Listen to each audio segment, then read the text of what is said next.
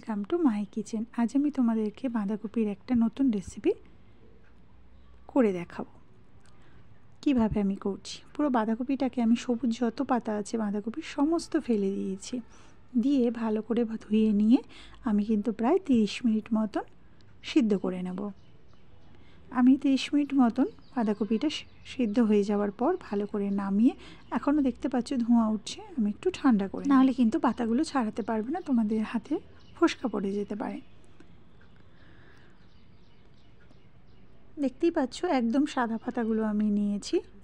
Main যে ডাঁটিটা আছে এটা আমি ভালো করে ছাড়িয়ে ফেলে দেবো, দিয়ে বাঁধাকপিটাকে আমি ছুরি দিয়ে কেটে নেব। তোমরা কিন্তু ভালো করে জলটা ঝাড়িয়ে নেবে, যাতে কোনো রকমভাবে বাঁধাকপিতে জলটা না থাকে, তাহলে কিন্তু পেস্ট কিন্তু খুব বেশি পাতলা হয়ে যাবে। দেখতেই পাচ্ছ পেস্টটা কিন্তু খুব বেশি আমার পাতলা হয়নি, কারণ আমি জলটাকে ভালো করে ছেঁকে নিয়েছিলাম, তাই একদমই ঘন পেস্ট তৈরি হয়ে গেছে। তার মধ্যে আমি 3 টেবিল স্পুন মতন আমি ছোলার ডাল অ্যাড করলাম, 7-8টা মতন কাঁচা লঙ্কা অ্যাড করলাম। এবার আমি এর মধ্যে পোস্ত আমি অ্যাড করব। যে ব্যাটারটা আমি তৈরি করেছি, এইবারে সেই ব্যাটারটা বাঁধাকপির যে ব্যাটার তৈরি করেছিলাম তার মধ্যে আমি মিশিয়ে নেব। সামান্য পরিমাণে লবণ দেব, 1/2 টিস্পুন মতন আমি হলুদ গুঁড়ো অ্যাড করলাম, 1/2 টিস্পুন মতন আমি জিরে গুঁড়ো অ্যাড করব, 1/2 টিস্পুন মতন আমি লঙ্কার গুঁড়ো অ্যাড করব।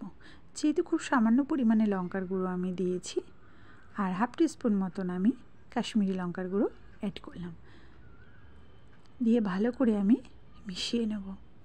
যতটা ঘন পারবে ব্যাটারটা তোমরা তৈরি করবে। দেখতেই পাচ্ছ ব্যাটারটা তৈরি করা হয়ে গেছে। এবার আমি মিনিট 5 মতন রেখে দিয়েছিলাম। বাঁধাকপির যে পাতাগুলো আমি ছাড়িয়ে নিয়েছিলাম সেগুলোর মধ্যে এই রকমভাবে পুরগুলো আমি ভরে নেব। দেখতেই পাচ্ছ পুরগুলো আমার ভরা হয়ে যাচ্ছে, দেখতে পাচ্ছ একটা বাঁধাকপির অর্ধেক পাতা দিয়ে আমি প্রায় না হলেও 15-16খানা কিন্তু এইরকম পকেট তৈরি করে নিয়েছি।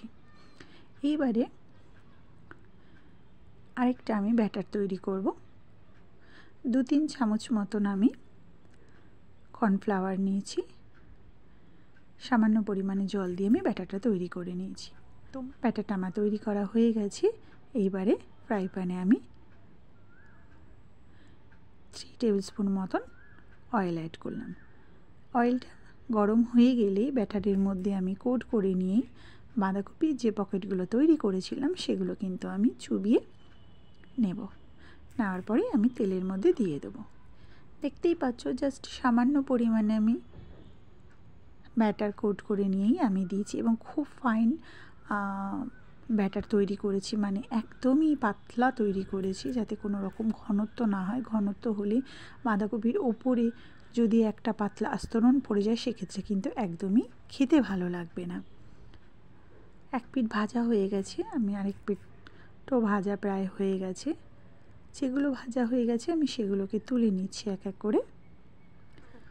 এইরকম সুন্দর লাল করে ভাজবে, কোনো রকম যেন পুড়ে না যায়। যে তেলটা ছিল সেই তেলের মধ্যে আমি আর কোনো তেল এড করিনি। সেই তেলের মধ্যে 1 টেবিল স্পুন মতন সাদা জিরে এবং 2টো শুকনো লঙ্কা দিয়ে আমি ফোড়ন দিলাম। তোমরা কিন্তু টমেটোটা অ্যাড করে দিও। আমি কিন্তু টমেটোটা এই সময় অ্যাড করে দিলাম। সামান্য পরিমাণে লবণ অ্যাড করলাম, 1/2 টিস্পুন মতন হলুদ গুঁড়ো অ্যাড করলাম, 1/2 টিস্পুন মতন জিরে গুঁড়ো অ্যাড করলাম, 1/2 টিস্পুন মতন লঙ্কার গুঁড়ো অ্যাড করলাম, দিয়ে ভালো করে এবারে নেড়ে চেড়ে নেব। আমি 1 টিস্পুন মতন আমি আদা গুঁড়ো অ্যাড করলাম, আদা বাটা অ্যাড করলাম। তোমাদের কাছে আদা পেস্টে রেখেছিলাম যে বাটিটাতে, সেই বাটিটাতে কিন্তু সামান্য পরিমাণে জল দিয়ে একটু দিয়ে দিলাম আমি, যাতে টমেটোটা একেবারে গলে যায়। সামান্য পরিমাণে একটু জল দিয়ে দিলাম, খুব বেশি জল দেব না, জলটা ফুটে উঠেছে। এইবারেই আমি যে বাঁধাকপির যে পকেটগুলো তৈরি করেছিলাম সেগুলো আমি দিয়ে দিলাম। দেখতেই পাচ্ছ কালারটা কিন্তু একদমই খুব সুন্দর হয়েছে। আমার ফ্রাই প্যানের পাত্রটা খুবই ছোট হয়ে গেছে। আমার কিন্তু বাঁধাকপির এই রেসিপি একদমই রেডি হয়ে গেছে। আমি প্রায় বাঁধাকপির পকেটগুলো দিয়ে কিন্তু প্রায় 20 মিনিট মতন আমি আবারও ফুটিয়ে নিয়েছিলাম। তো হয়ে গেল আমার বাঁধাকপির তরকারি।